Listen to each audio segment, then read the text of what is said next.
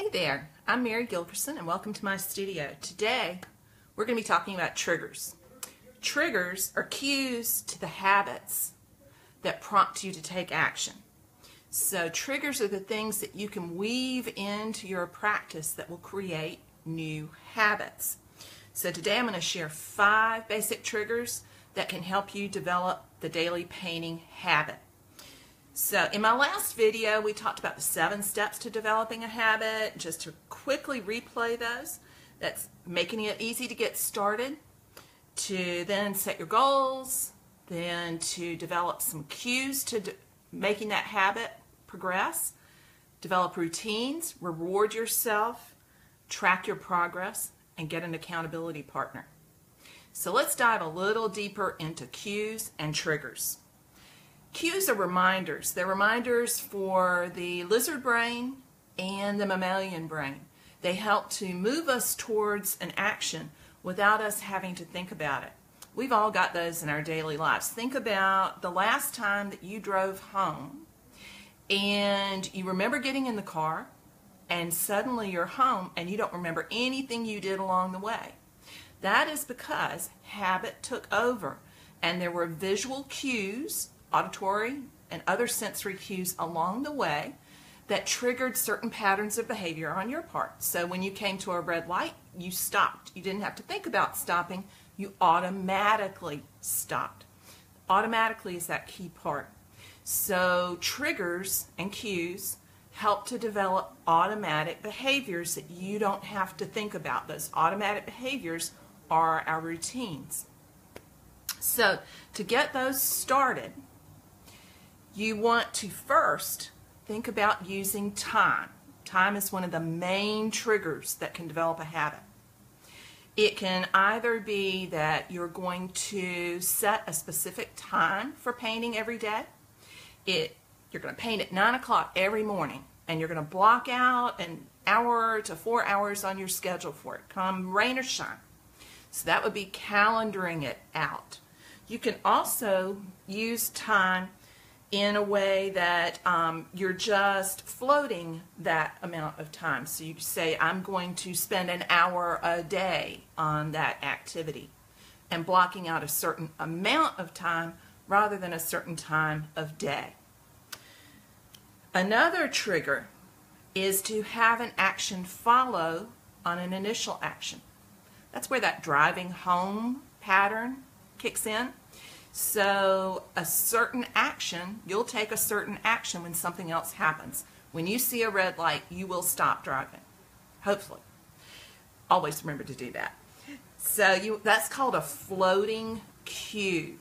Floating cue. So a preceding action triggers a certain action in your mind.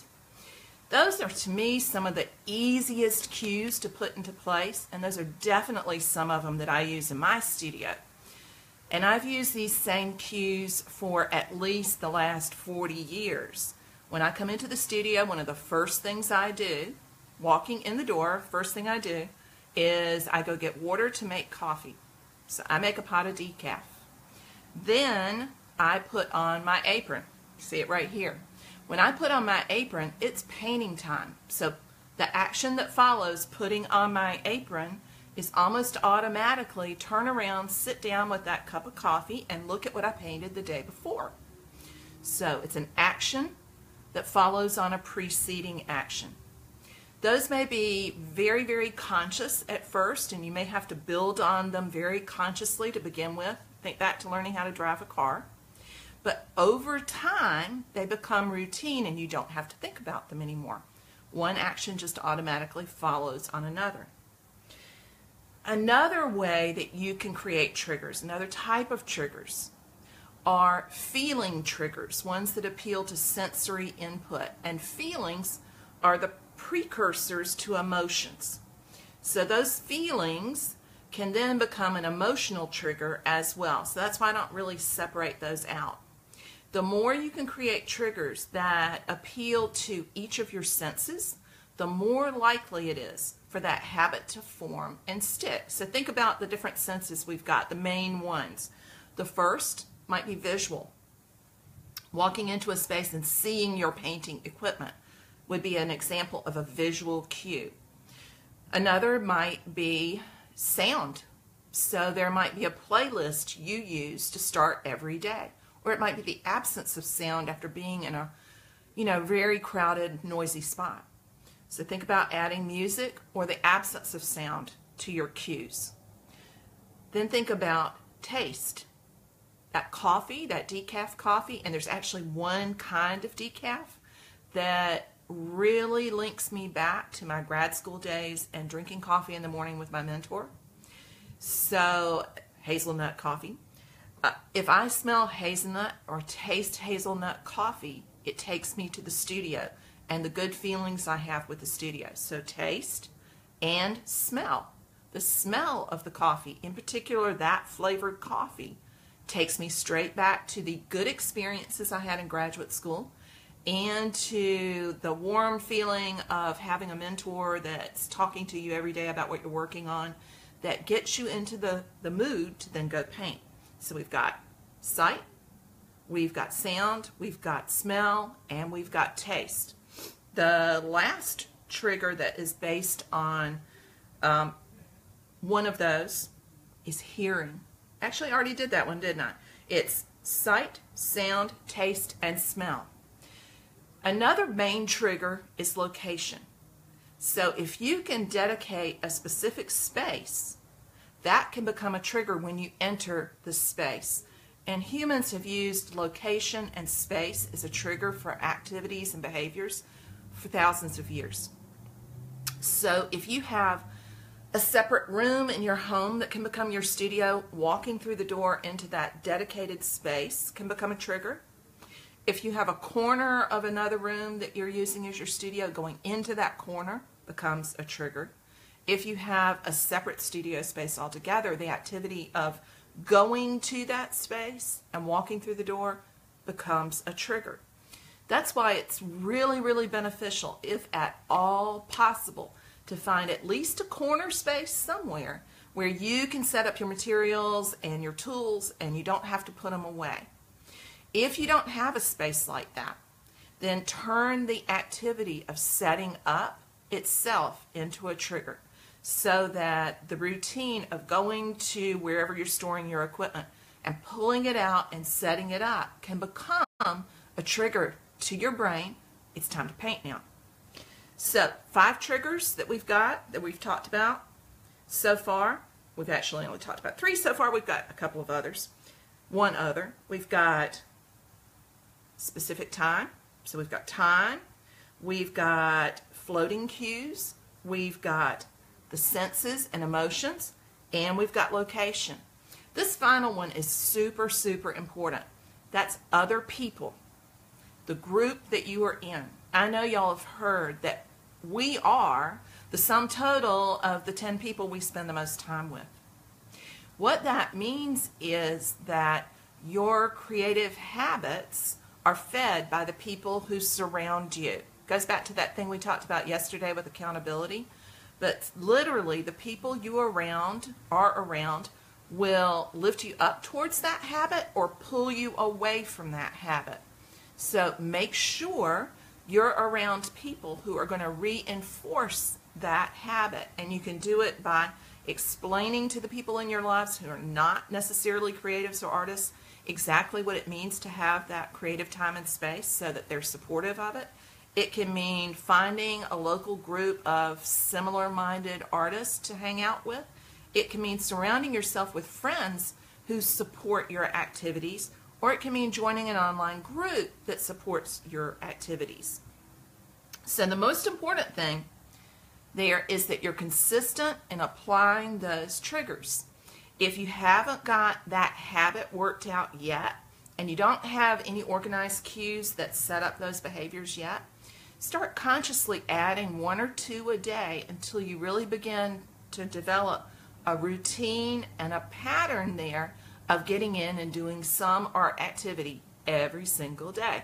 Remember, only paint on the days that you eat, which means you need to be doing something every single day that's going to further your art activities, whether it's working in your sketchbook or working on a painting. If you need to Surround yourself with more creative people. We've got a fabulous group over at my free Facebook group, Artwork Living. You're welcome to join that. We are also, if you haven't heard about it yet, running a free 5-day challenge right now on doing a painting a day, working on moving towards doing that study within 20 minutes, that shortened time frame, so that we can work on developing those painting habits and becoming looser and painting faster. It is not too late to join that challenge. So if you haven't joined yet, then just hop over to my website, marygilkerson.com, Artwork Living Challenge, /Artwork Living Challenge, and you can register today to get those email prompts and find out how to join the Facebook group. If you can't find that, or you can't remember that web address, go to the top bar on my website, marygilkerson.com. It's a yellow bar at the very top. The challenge is right over there on the right-hand side. Just click that and that'll take you to where to sign up. Hope that's been helpful, and I want you to think about what nuggets you heard today. What sticks with you as something that's actionable that you can put into place today with your painting habits, with your painting practice. Share those in the comments if you've got some, and I will hop on and take questions. Let me get to the Facebook group or Facebook page, and I should be able to see, hopefully, sometimes Facebook does not cooperate, any questions that people have, either about developing those habits or about the 5-day challenge, which we would love to have y'all join in on. So let's see. First thing I see is, oh yay, Stephen, you are recognizing the connection to Stephen Pressfield's book. Yeah, I love that book, The Art of War. There is a lot of writing out there right now on developing creative habits, or developing habits, period, but particularly on developing creative habits. And Stephen Pressfield is one of the main writers on that, but certainly not the only one. But all of these apply no matter what creative endeavor you're pursuing, whether you're talking about writing or painting or music or any of the other creative endeavors. The only way you're going to improve is through repetition and consistency and accountability and having some guidance along the way.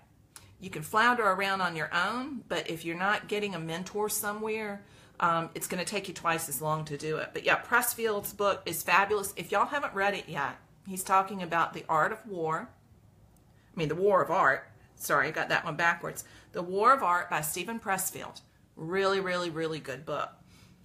Let's see. Somebody has lost the connection. Just shut down and open back up again. It's your internet connection. And we should still be here.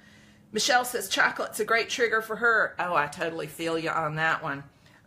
Chocolate is one of them that I love, but I have not really used that in the studio. But absolutely, that's a strong one. That taste would do it for you just like the hazelnut coffee does it for me.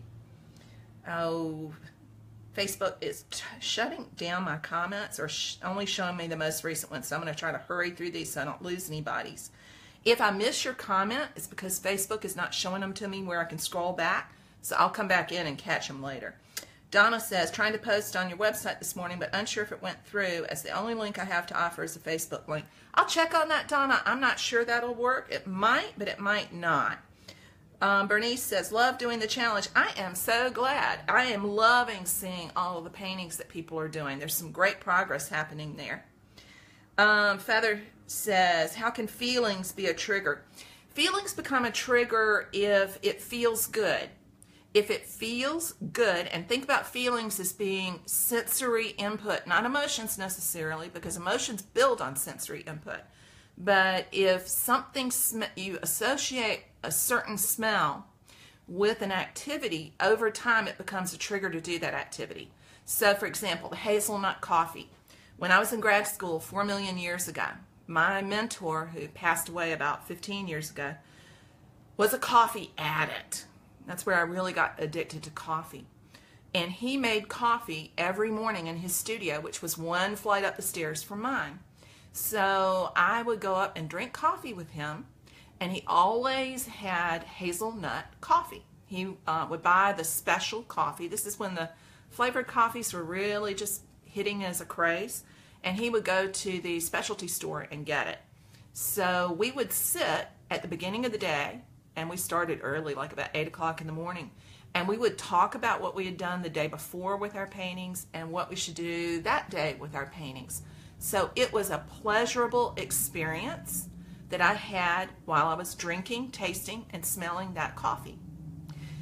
I kept doing that and making that same coffee every morning, even when I wasn't in graduate school anymore. I developed a taste for that particular kind, and it became something I associated with the pleasurable experience of painting.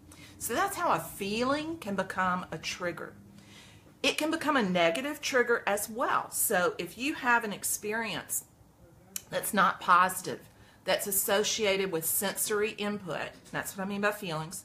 So say you have the reverse of my professor. Say you have somebody who's a teacher who is awful, who tears you down, who tells you you're terrible, that your work is trash, but they drink hazelnut coffee. You're going to begin to associate hazelnut coffee with being put down and denigrated and a really painful experience. So the smell will become associated with that painful experience. And I wouldn't then recommend that you use hazelnut coffee as a trigger. So that's how it can be a positive trigger and be a negative trigger. Sensory input leads to our emotional response to that sensory input. So my emotional response to the hazelnut is feeling good, is a pleasure, is memory of good experiences. So that's how the emotion becomes a trigger. Hope that helps to make that a little clearer. Ellen says, thanks for the challenge. Did just what I needed. I am so glad, Ellen. Hopefully the challenge is bumping people out of stuck spots and helping them loosen up and get more done in shorter periods of time. Marcia says, painting in the morning when I'm that just disappeared. Another great book is John Carlson's landscape book. That's from Donna. It absolutely is. Highly recommend that book. It's a really great textbook for landscape painting. And Val agrees, painting in the morning works really well. Some people work well in the morning, some people work well in the afternoon, and some people are night painters. I used to be a night painter. I moved my studio way away from, not way away, a mile away from my house 20-something years ago so that I wouldn't paint till 3 o'clock in the morning anymore because I was trying to get away from being a night owl. Lucy says, as a beginner, I'm embarrassed to post on Facebook. How do I get over that? Get into a group that's closed, where it's a safe environment, where you know people are not going to come down on you like a hammer, and get used to sharing your work in a supportive environment. Then it becomes a whole lot easier to share in an environment that might not be quite as supportive. So if you're not in Artwork Living yet, hop over there and join it. I'll post the link to that at the top in the description once we hop off. But we pride ourselves in that group on it being a supportive community. So it's not that we don't give critiques, it's just those critiques are couched in supportive terms. I've said this before, but I've trained people, horses, and dogs, and nobody responds well for a long period of time to negative input. And by that I mean harsh, abusive input. So you get more by positive reinforcement than you do by negative punishment. So the group is positive. There's substantive critique in there if you want it. You can always say I don't want critique, but it has to be framed within the constructive positive sense rather than the destructive negative sense. Beth says, colors are a great trigger for me too. Me too. So if I really want to get excited, all I have to do is get over there and pull out, I don't know if y'all can see it, my drawer of paint and start looking at color, and I'm ready to paint. I get all excited about it. Yes, Katie, don't worry about likes. Your own experience is the key. Getting feedback, like clicks on Facebook, those are nice, but those are external rewards and not internal rewards. External rewards can trigger internal rewards, but those are not the ones that last. You have to be able to sustain yourself when those external clicks are not happening. So absolutely agree with you. Feather says, we are all at different stages of beginning. We sure are. Now, Feather's commenting to Lucy. I would agree with that. We are all starting at different stages, and there are people in that group who have MFAs. There are people in that group who have BFAs. There are people in that group who have just picked up a paintbrush last week. That is all fine. There is nothing wrong with that. We all start where we are today. Not where we were yesterday, because today is today. So we start where we are now, and that is a fabulous place to start. There is no better place to start. It's just like that saying about the best time to plant a tree is right now. Actually, it was yesterday. But we're starting where we are now. Don't worry about what you haven't learned so far. And there's plenty of time. Nobody is too old to learn how to be creative in some way, shape, or form. Bernice says, we all learn. Sometimes the beginner does something with their art which brings back a memory or his key. Yeah, absolutely. Sometimes the beginning mind teaches everybody else in the group. So that's a great point. Feather says, yes, but they've all been there with you and know what it's like. That is true about the people who are walking along with you on that journey. Take it one step at a time, Marcia. That's great advice from Steve. Yes, Susie, everyone, even Picasso was a beginner at one point. Now, Picasso had an advantage. His father taught painting and drawing. So Picasso had materials from the time he was a very small child. So he had a little bit of a head start, but he was a beginner at some point and was quite willing to fail spectacularly. There's some failed Picasso paintings out there. He tried all kinds of things. He was not risk averse. And I think that's a really important thing for all of us to take away from Picasso.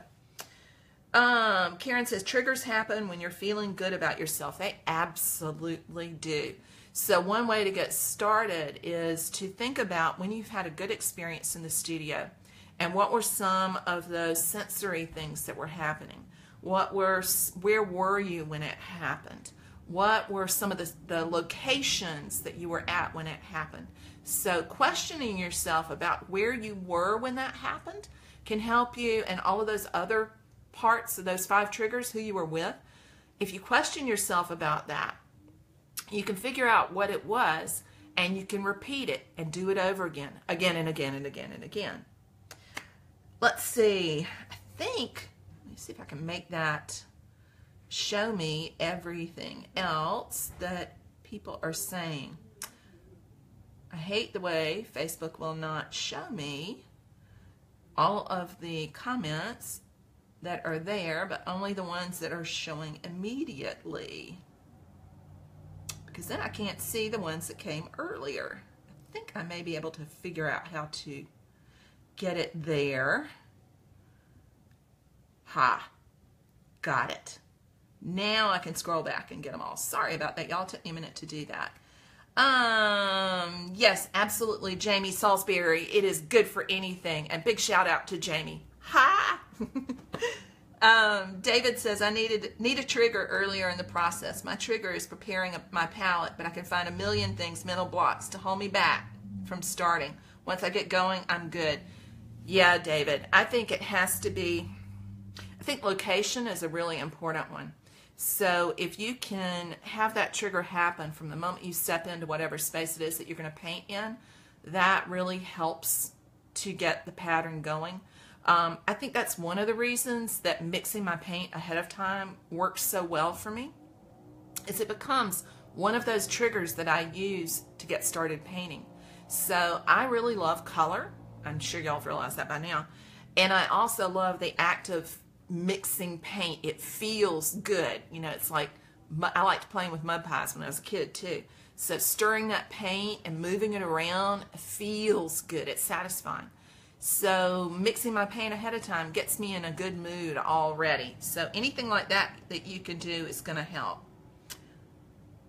Let's see. Yeah, if you, as Donna says, if for some reason you can't see the page, It'll post as soon as we're done, and you'll be able to see it in the video, in the tab over on the left-hand side, in the videos tab. Jody says, I'm going plein air painting today for my 20 to 35 minute painting. Should be interesting, waiting for it to warm up here in New Mexico. Have fun. I think that's a great thing to do. I use this exercise a lot when I'm teaching and in my own studio as a way to warm up for the day. It's kind of like stretching before you run. So do a 20-minute painting to warm up, and it might be something you continue working on later. It might be just the warm-up exercise that you put to the side. But it's a really, really great way to get yourself going. And let's see what. Oh, here it is, Donna.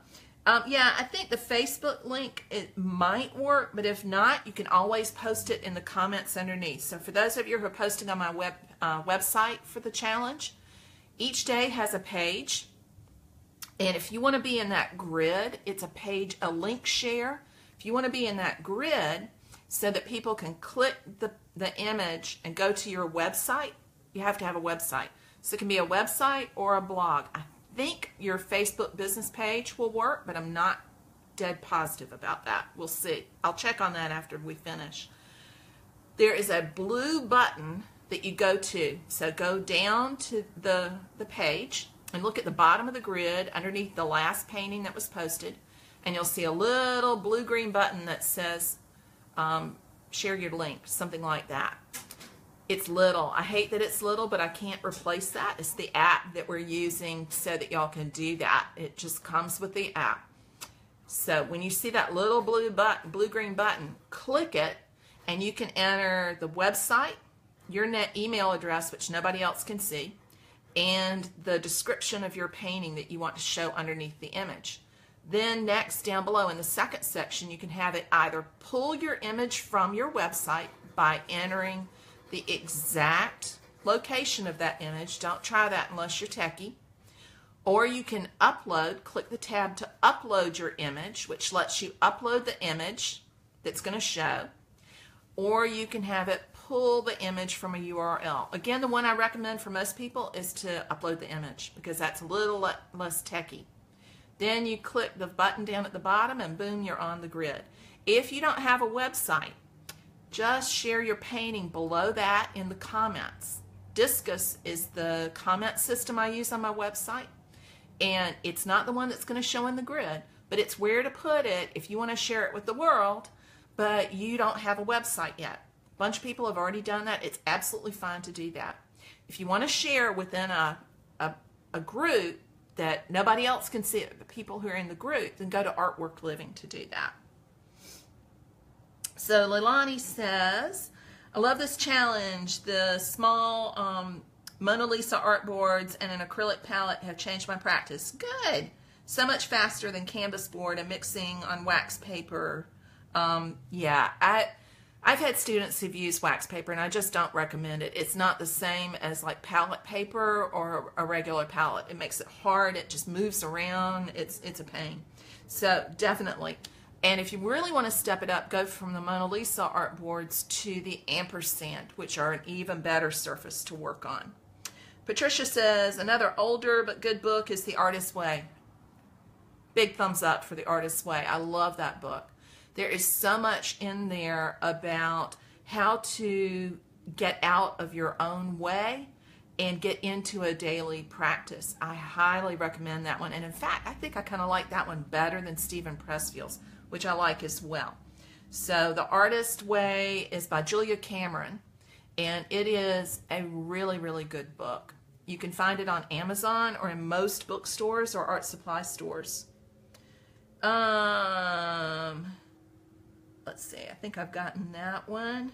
Kent Burris says The War of Art is one of the best books he's read. So, see, another thumbs up for Art of War. I mean, The War of Art. I keep calling it that. I have done that since that book came out. Marcy says, I post daily on Instagram or on my Facebook page. I read that if I have a container to put things in, I'll create something to put in it, and I do. Bingo. Absolutely. That is accountability. So a container You can have self-accountability, that you're going to post something every day and create your own container, or you can have people that are going to reinforce and ask you, have you done it yet? I did that when I first started doing daily painting and doing my own internal daily painting challenge. And I committed to posting every day, 4 o'clock, every day on my blog. And I had almost no list at that point, so not very many people saw it, which was probably a good thing when I first started, because it was when I first started painting with a knife. And I've painted for more than 40 years, but I didn't start really painting with a painting knife, palette knife, until about 2010.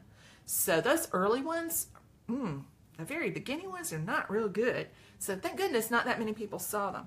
But yeah, posting every day is a great idea. Deepa says, I was wondering when starting a painting, I do a quick sketch with simple lines. Question is that, should start challenge painting with less paint or with more thick paint? Less paint. Great question, Deepa.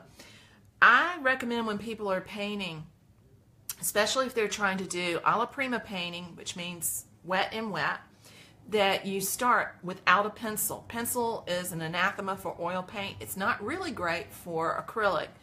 Only one you really should be using it with is maybe watercolor. But if you start with guidelines, and those guidelines you can make with a small brush and a neutral color paint, and you just outline the shapes from your thumbnails. So there really aren't any more shapes than 5 to 7 shapes that you've outlined on your canvas or on your board. That makes it easier to dive in with the big brush or the big knife. And yes, the paint should be thin, because as you build layers up alla prima, you want to go from thin to thick. Great question. Yes, Donna has another book suggestion. We're going to start a book list. We need a book club. The Art Spirit by Robert Henri. Yeah, I have that as well in my studio, and I picked it up from a book sale on campus, I think, 10 years or so ago. I couldn't believe somebody was getting rid of it. But it's a great book. The Art Spirit by Robert Henri. Then, let's see. Feather says, my painting didn't upload to your webpage, only to Facebook. The painting's not going to automatically upload to my webpage. You have to go to the page for the day and click that blue button that I talked about. Let's see. And Maria says, I do paint more often. Yay! I'm glad that's working, Maria. Thank you, Steve. I'm glad it's helping. Yeah, I know. I don't really like other flavored coffees, and it's just that hazelnut that triggers it for me. So I totally get you. Feather says, I might start drinking coffee. You can also use tea. There's another tea that triggers things like that for me, and that's ginger lemon. Love that. Or lemon ginger. Love, love, love that tea. And it creates the feeling of being outside painting, because I drank it a lot when I was doing a residency outside in one of the national parks. Marcia says, painting in the morning when I'm totally rested works great for me. Yes, it does for me too.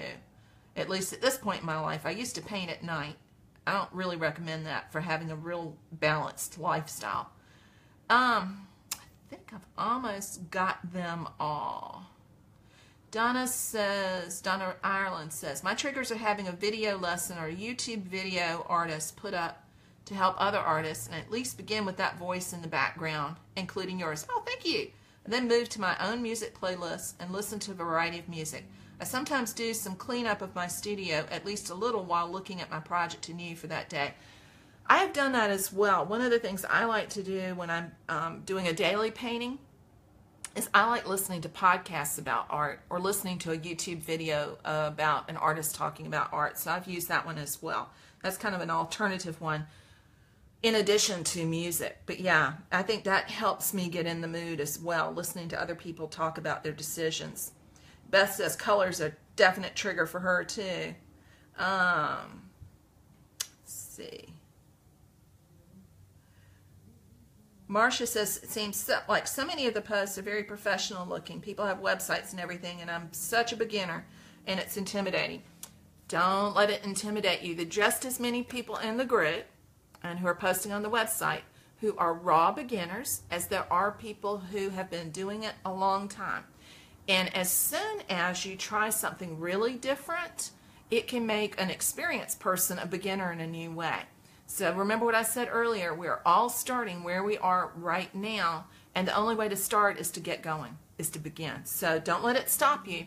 Go ahead and post, and remember, nobody's going to make fun of you or laugh at you. If they do, let me know or let Stephanie know, and we'll take them out, because we don't allow that in the group. Bernice says, we all learn. Sometimes the beginner does something with their art which brings back a memory or a key that makes longtime painters take a look. That is so true. I think one of the things that drives me to continue to teach painting is that I learn as much from my students as they learn from me. I'm always learning new things. And part of that is because you have to be able to re-articulate what you know with your hands and with your eyes, which then leads to your own deeper understanding of what you're trying to do. So we need beginners. We all need beginners, because that helps fuel our own painting journey. So don't let that intimidate you at all. Let's see. Yes, as Feather says, we've all been there with you and know what it's like. And Annette, yay, you're going to be at the workshop. Can't wait. Thank you, Donna Spears. I am loving that. Pamela says, wondering if this will work. I just took a picture of today's work with the iPhone. Send it to your Mary Gilkerson site. No, don't send it, because it won't load if you just send it via email. Go to my website, marygilkerson.com, and click the yellow banner at the top that'll take you to the main page for the challenge, and you'll see day 2 down there. Click day 2, and that'll take you to the page for day 2. Scroll down to the bottom to the last painting in the grid, and you'll see the little blue-green button that says add your link. Click that to add the link to the website. Okay? Emailing it to me is not going to get it up there. You got to go to the page to do it. Could I go over floating cues again? Yes, absolutely, Sue. So what those are is cues or triggers, an action that leads to another action. So when I put a pot of coffee on, that becomes a trigger, an action that leads to another action. When I walk through my studio door, not even just the front door, but from my office, studio office, into the main studio, that becomes a trigger. I don't do paperwork in the painting part of my studio. I have a separate office in the front. That's where I do paperwork and email. So when I walk into here to do painting work, I know it's going to be painting work only. That becomes a trigger, one that flows, an action that flows into another. So it's just doing one activity that leads to another. It's just like when you drive a car and you drive down the street, when you see a stop sign, that leads you to do something else. The stop sign becomes that action that leads to another action, or that thing that leads to another action. You see the stop sign, your foot goes onto the brake. So that's what that means. Marina is one of my former students. She says, getting going is the hardest part. Once you do, hours can go by before you look up again. That is absolutely true. Getting going is the hardest, most difficult part, just like with exercise. But you need to do it, because painting, and just like music or just like writing, is something that builds on what you've done before. It is not something you just pick up and do casually for a couple of hours a week and have things change or progress. If you just want to paint and mess and have fun moving paint around, there's nothing wrong with that, but you're not going to make progress as a painter unless you put that consistency in there. But once you get going, you get into flow, that's called flow state, and you lose track of time, and you begin to make intuitive decisions that you're not having to think about because you've let go. It is a huge, big help when you let go.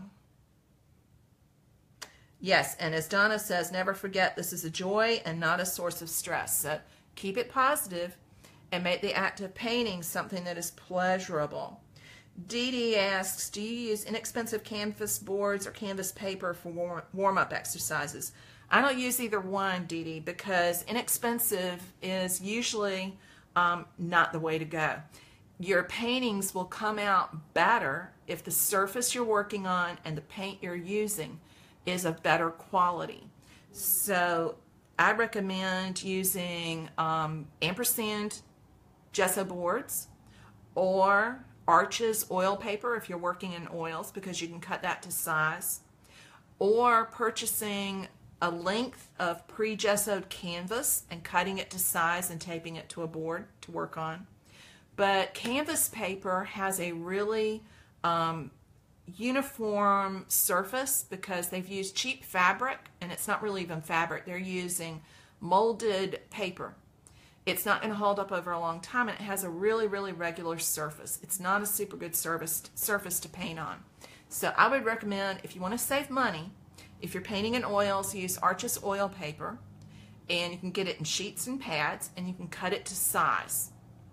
If you're working in acrylics, I would get printmaking paper or watercolor paper, give it a coat of gesso if you don't want the paint to sink in, and then cut it to size.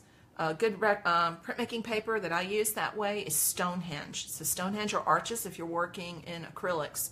In watercolors, same deal, Stonehenges or Arches cut to size. But I would stay away from those inexpensive, the cheap canvas boards or the cheap canvas paper. It's really going to inhibit your ability to progress.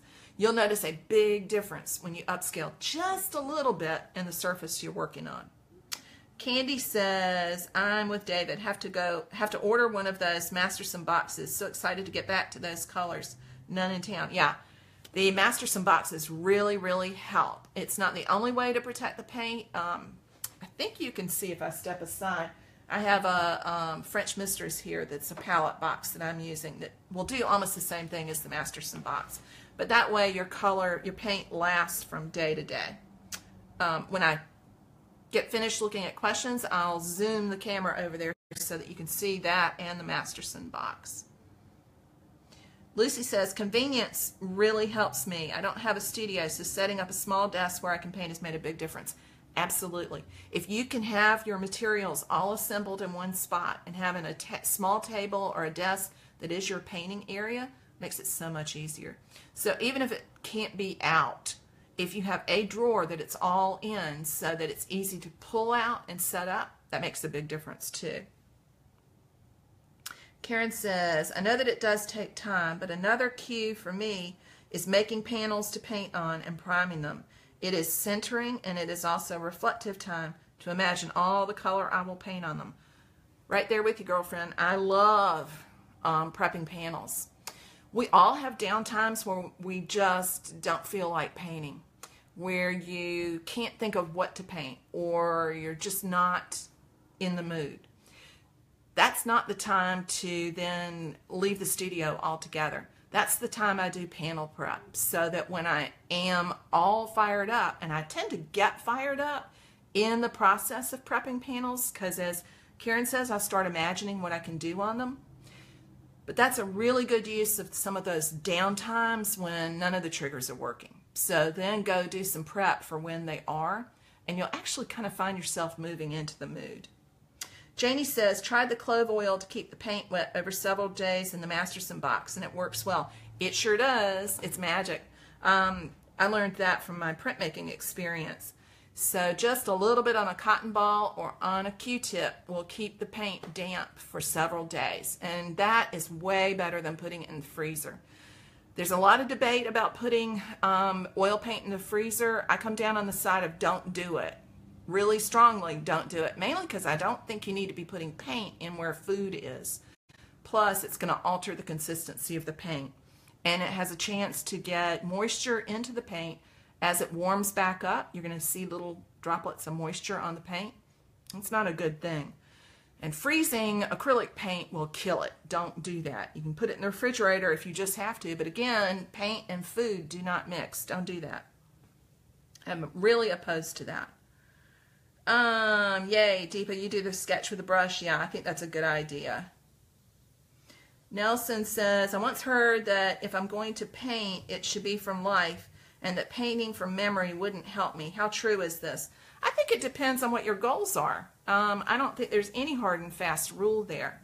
I think that painting from observation, which is what most people mean by painting from life, whether it's a figure or a landscape or a still life or an animal, Painting from life teaches you something that you're not going to get from a photograph. So I think it's super important because it forces you, just like having that really short time constraint of 20 minutes, it forces you into making some decisions without overthinking them. So working from observation, I think, is super important. But there are a lot of people who work from memory, who are working more abstractly, and it works fine for them. I think if you want to be a representational painter, then working from memory is not a good idea because the information you store in your brain is already pre-edited, and you're going to reproduce mistakes over and over and over and over again. You're better off working from life or working from a photograph. Actually, on a computer screen, works better than a printout. And even better than a still photo, work from a video. Because the video is going to do the same thing as life. It's going to move and it's going to change. So it'll force you to make decisions more quickly.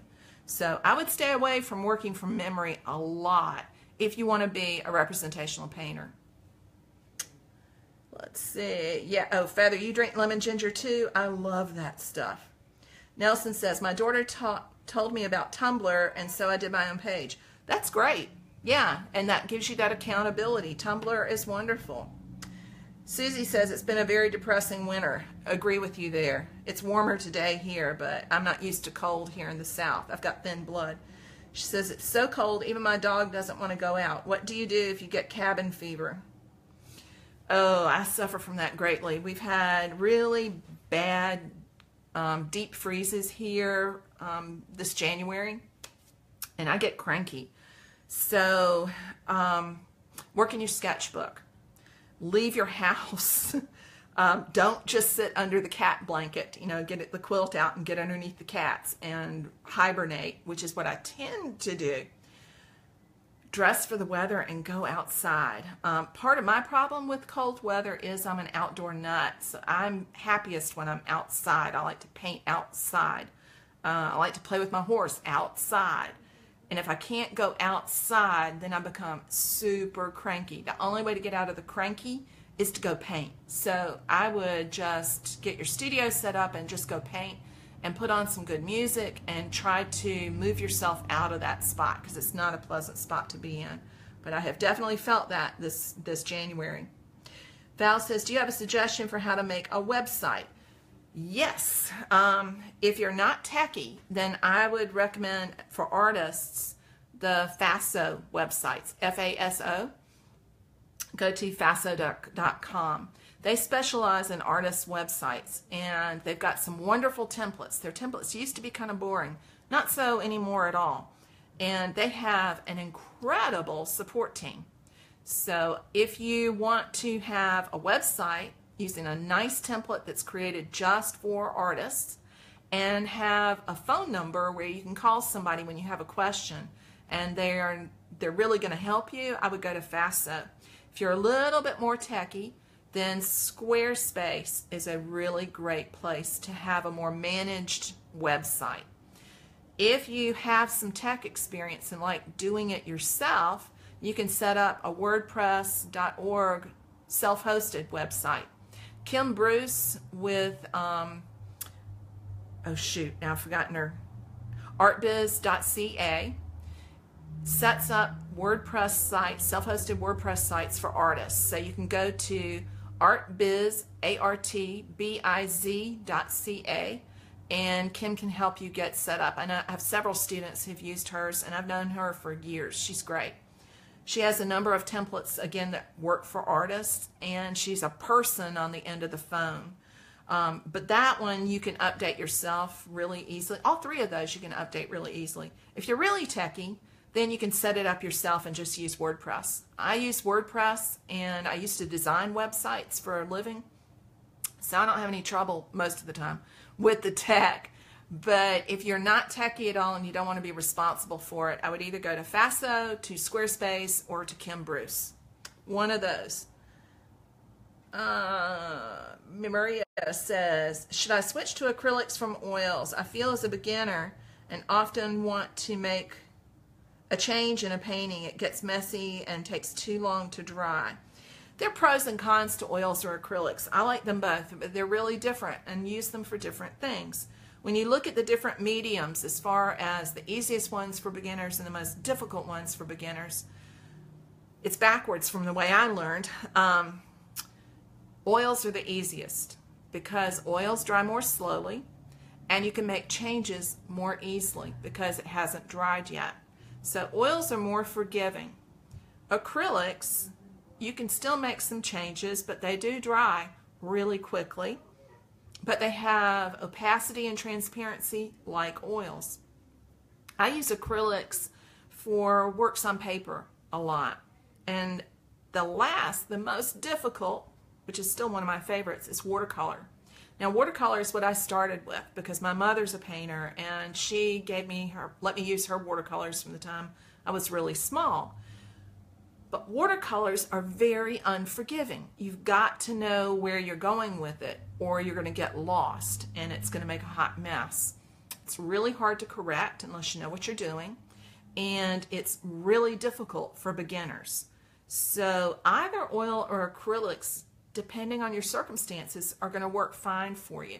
If you're already going with acrylics, I would stick with what you're doing.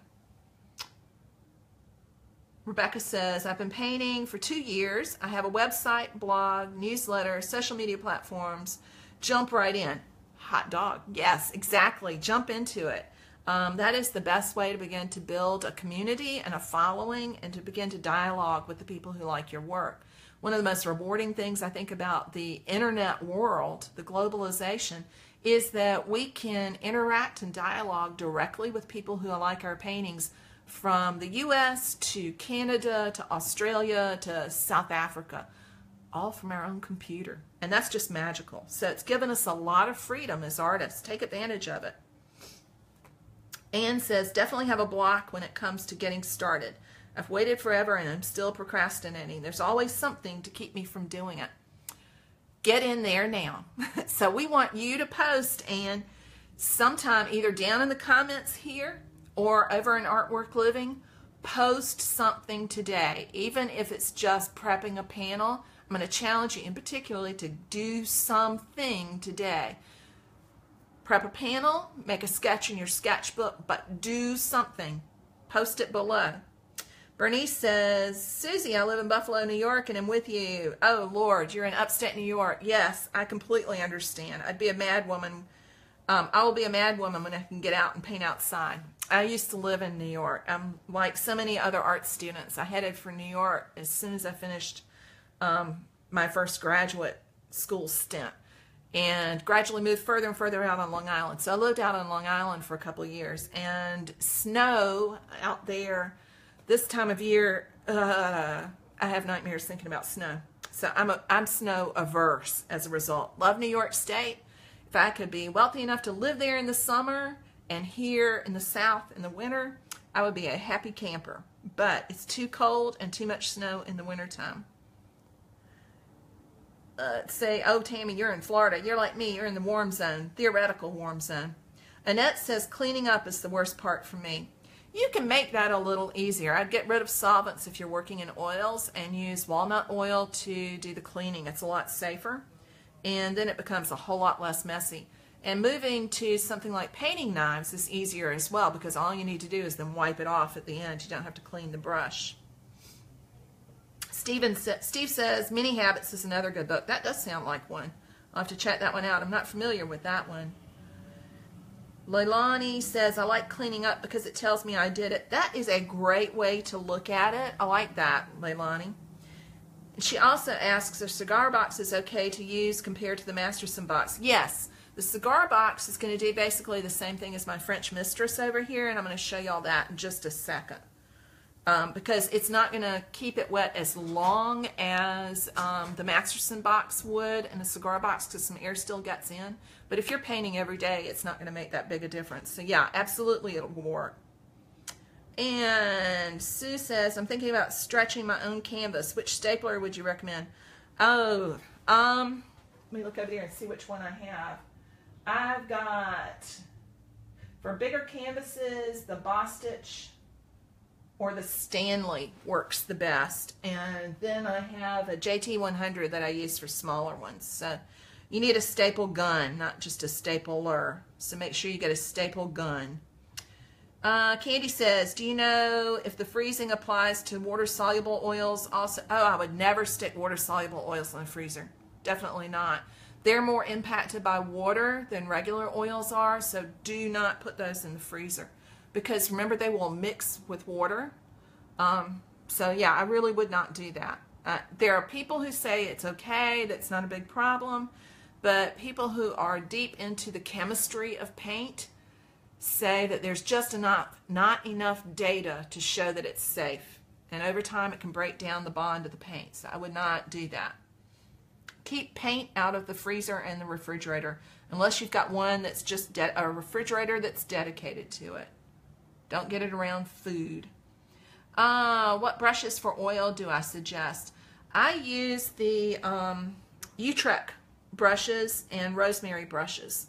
So I use bristle brushes only. I don't really like the synthetic ones. I have a few, but I don't use them very often. So I use Acrylic brushes, which now have the Blick label on them. And they are bristle filberts. I love filberts. So I use those a lot. Let's see. I use those for acrylics and for oils and for monotype. Yes, and Ezriette says, stop talking, start doing. Everybody, yes, go do. You need to go do. I'm going to have to hop off in a minute anyway to go do myself. Carolyn says, could you please repeat the names of the websites you recommended for artists wishing to set up their website? Yes. First is Faso, Faso.com. Second is Squarespace.com. And the third is a person, Kim Bruce of ArtBiz, ArtBiz.ca. So Kim is for setting up a WordPress self-hosted site, Squarespace, a little tech knowledge, and they've got great templates, but it's not particularly for artists. And Faso does supported websites for artists. So any of those three will work. Amy says she's in the Buffalo area too. Oh, y'all have sun. Yeah, we do too, finally. Carolyn says, would you make the video available as a replay? Yeah, absolutely. All of the videos on my Facebook page are available as replays, either in the feed. Just go back after we finished. It'll convert. It'll take it a few minutes to convert, but Facebook automatically records it and converts it. And if it goes too far down in the feed, you can always find the videos on the left-hand side in the video tab. So click the video tab and you'll see the latest videos, and you can scroll back through to find it. Micheline says, I seem to always be using the same colors. I feel like I have an artist block. How can I get new ideas? I paint abstract landscapes. There are two things I would do. One is I would look at artists from the past who are using color combinations that you really find interesting but are different from yours. And the second thing I would do is either go to the art supply store or one of the paint manufacturers' websites and look at the colors that are online to kind of spark your interest. One of the places that I go when I'm tired of the color palette that I've been using, or if I want to mix some different colors or just change things up, is I get really inspired looking at Tom Thomson's paintings. He was a painter, Canadian painter at the beginning of the 20th century. And Thomson was a colorist, and his paintings are spectacular.